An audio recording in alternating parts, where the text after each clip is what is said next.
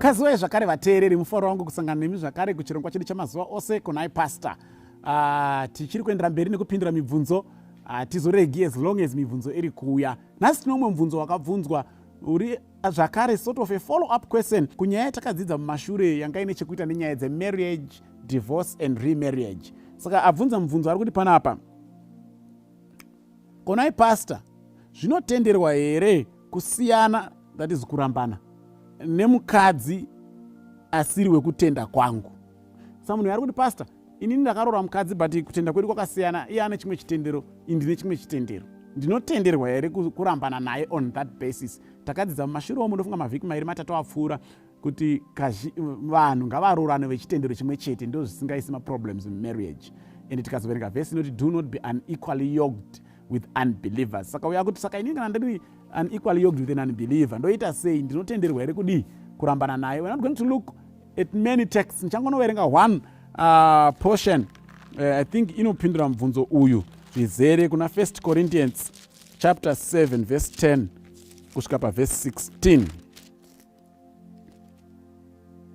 To the married I give this command, not I but the Lord. A wife must not separate from her husband. But if she does, she must remain unmarried or else be reconciled to her husband. And a husband must not divorce his wife. Verse 12. To the rest I say this, I, not the Lord. If any brother has a wife who is not a believer, and she is willing to live with him, he must not divorce her.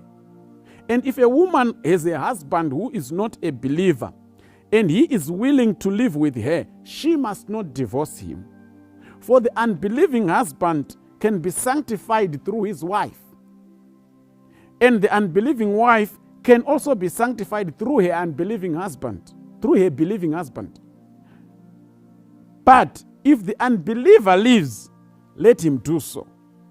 A believing man or woman is not bound in such circumstances. God has called us to live in peace. How do you know, you wife, whether you will save your husband? Or how do you know, you husband, whether you will save your wife? So what is Paul saying? Paul is saying something that is very clear here. Kana makawanana kudhara, then mozodzidza kuti zvasina kunaka kuroorana muri vezvitendero zvakasiyana kuti mumwe asingatendi. Paul ari kuti iwe unotenda usadzinge kana kuramba uyo asingatendi wawinaye, ndokunge iye kana achida kugara newe. Kunze kwekunge iye ari ega ati aina handichadi zvepano nekuda kwekuti chitendero chako handichidi oenda, zvanzi iwewe hauna mhosva. But iwewe hausiwe unoudza munhu kuti nekuti hautendi ibva pano, ndozvarambwa pano nebhaibheri. Chikonzero hanzi you never know. Nekuda kweukristu hwako nechikristu chakanaka chauchararama pamba ipapo uchiratidzawo umwe wako asingatendi, anogona kupedzisira akutotendawo. Ndo chikonzero chiri kuwana Paul panapa. Hanzi who may know, you husband, whether your wife can be sanctified through your belief. Saka Mwari ari kutoti kana zvakatoitika kumashure zvakaitika, iwe chirega kudzinga uyu nekuti haasi kutenda. Chigara naye. Kana uri mukristu chaiye uchirarama chikristu nemaprinciples acho zvakanaka, chinofanira kukwezva uyu waugere naye kusvika kuchidawo.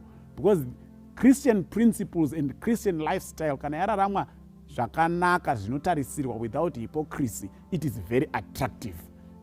Iri attractive iyo pachezvayo. So Mwari ari kutarisira kuti iwewe unotenda, kana uri kutenda zvechokwadi, uri mukristu wezvemazvizvo kwazvo, unopedzisira wainfluenza umwe wako asingatendi akapedzisira akutotendawo. And tazoona zvakaitika pakawanda izvozvo, hakuna anogona kupikisana nazvo. But kazhinji kacho isusu makristu tisinopedzisira tatoone problem zvokutoti uyo asingatendi anopedzisira atoo munhu ari nani kupfuura mukristu anotenda.